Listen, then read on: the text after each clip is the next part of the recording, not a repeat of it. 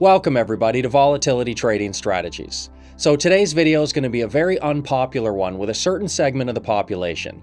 There's just no getting around it. I'm going to get some hate on this one, but I do feel like it's an important subject, so I'm going to push through it anyway. So at some point you've probably heard the statement that the US dollar has lost 96% of its purchasing power in the last 100 years. Something to that effect anyway, and sometimes they even add in some charts showing how gold has performed in comparison. The idea is that the fiat currency system is a failure, and at some point it's going to collapse because, of course, who in their right mind supports a system where the dollar loses nearly all of its value? But is it actually true? Has the US dollar really lost most of its purchasing power over time? That's the question that I want to answer today, so please subscribe to my channel, give the video a like for me for the YouTube algorithm, and let's dive into this topic.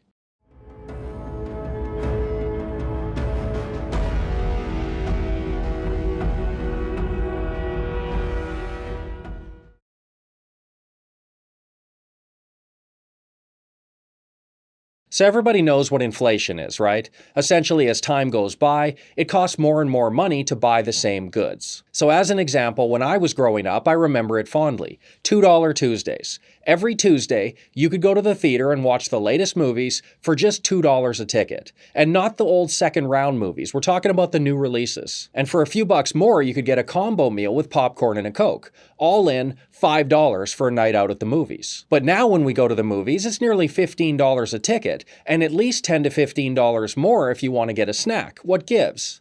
Is the latest Spider-Man or John Wick movie in 2019 really worth 5 times more than Terminator 2 was in 1991? No, of course not. Terminator 2 was a phenomenal movie. It's just that that was nearly 30 years ago. Inflation means that it costs a lot more now than it did back then. This is where people get the idea that the US dollar has lost purchasing power. This is a chart showing the growth of $10,000 when factoring for inflation. Or I suppose I should say, the reduction of $10,000, because that's exactly what happens over time. It costs more and more money to buy the same goods, essentially meaning the value of US dollars is constantly decreasing. This chart is the reason you hear people say the US dollar has lost its purchasing power. You can see it right there. From 1913 until today, that's 106 years, $10,000 would be down to just $366 now. As a percentage, that's a decrease of 96.34%. So on the surface, it does appear to be true. The US dollar has gotten crushed in value. Now, movies were fairly primitive in 1913, of course, but you could probably have watched one for about 25 cents back then. That's inflation. And if you've never seen it illustrated on a chart like that, it can be a little bit jarring. It looks really bad. But really, so what? Let me ask you a question. Right now, in this moment, how much of your net worth do you have in US dollars? And I don't mean in investments denominated in US dollars, I mean really physical US dollars, because that's really all that chart accounts for. Any money you have invested in your home, for example, the capital appreciation on the home has outpaced inflation by about 1 to 2% in the last 100 years. So US dollars invested in your home are not losing purchasing power. They're actually gaining a little bit each year on average. And you may have some money invested in the stock market. Well, the same thing applies here. The capital appreciation and dividends far outpace the inflation rate. So any money invested in the stock market likely isn't losing purchasing power either. It's also probably gaining on average. Maybe you have some bonds, or depending on your age and risk tolerance, perhaps it's a healthy portion of bonds. With those, there's a coupon rate attached to them, and that again significantly outpaces inflation on average. Basically, any US dollars you have invested in real estate, stocks, bonds, or many other assets, they already account for and outpace inflation. They're not losing any purchasing power. So really, what are we talking about?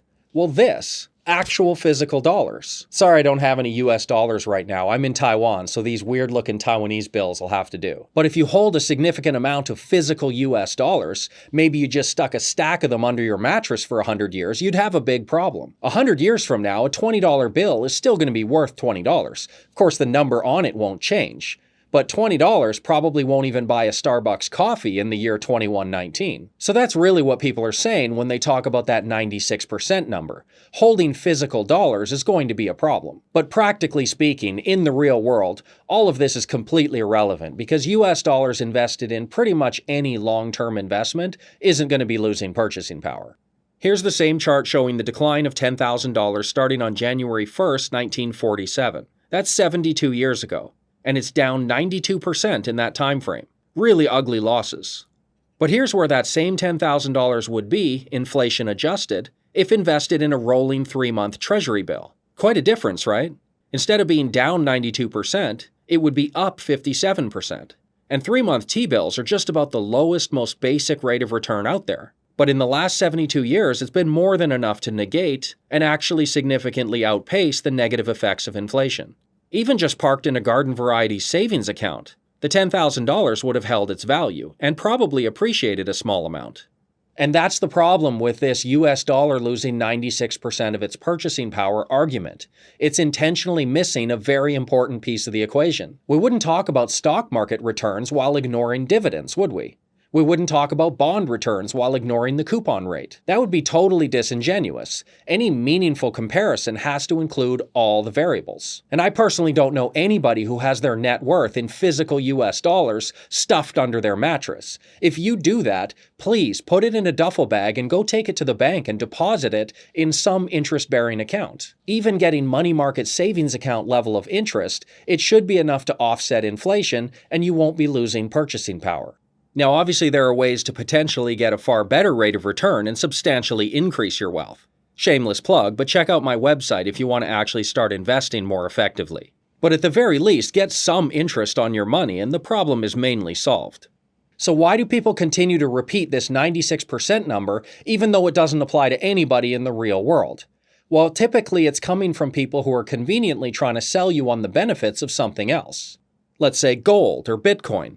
The case for gold and crypto becomes much stronger if you paint a picture of a failing fiat currency system. It instills doubt and leaves them open to the alternative. Quick, buy gold now and lock in that value before your US dollars become as worthless as toilet paper.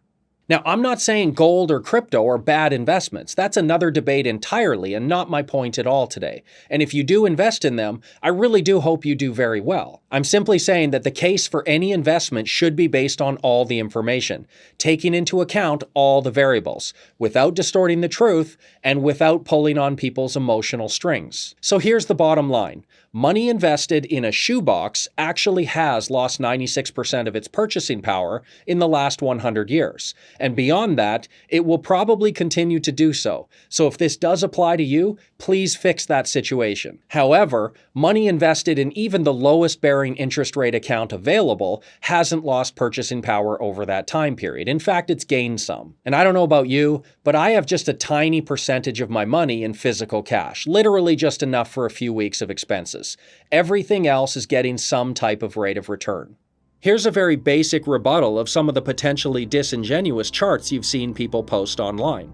The price of gold in 1913 was about $20 per ounce. And an ounce of gold bought in 1913, held for 106 years, of course is still 1 ounce of gold today. But today that's valued at about $1,500 per ounce. Not bad, right? A $20 ounce of gold is now a $1,500 ounce of gold.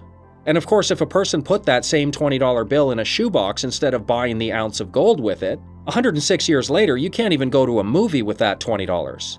Gold crushes the US dollar, right? But here's the catch. If a person just put that same $20 into 10-year US bonds instead, 106 years later, that $20 would be worth nearly $5,000 right now. That buys 3 ounces of gold today, not just the one that was held all this time. That's a lot of extra movies.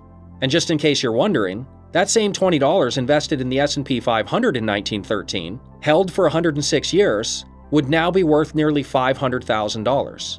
Again, I'm not hacking on gold here, but it does start to lose its shine when you make realistic comparisons, doesn't it? So this purchasing power argument is completely irrelevant to me, and likely is to you and everybody you know as well. Nobody stores their money under their mattress. So inflation is one side of the equation, and it is important, it's very punishing. But on the other side, on the offsetting side, we do have interest rates. It makes no sense to talk about all the bad outcomes due to inflation without also taking into account all the good outcomes due to interest rates. Remember, inflation was over 10% a few decades ago. But guess what? So were interest rates. And when you take them both into account, which of course we should because they go hand in hand, it completely changes the argument. Polarizing topic, I know, and I'm sorry if it's left you feeling a little bit triggered. But successful long-term investing does require careful analysis of all the variables, and disingenuously ignoring a major factor really doesn't get us anywhere. So please check out my website. There's a free trial there so you can see what the VTS community is all about, and stay tuned for many more videos, including the occasional controversial video like this one. See you next time. Thank you so much for watching the video. So don't forget to subscribe to the channel and go check out my website right here. There's tons of articles and videos on there, as well as a free trial to join the VTS investing community. What have you got to lose? Come see how I personally navigate these unruly markets. See you next time.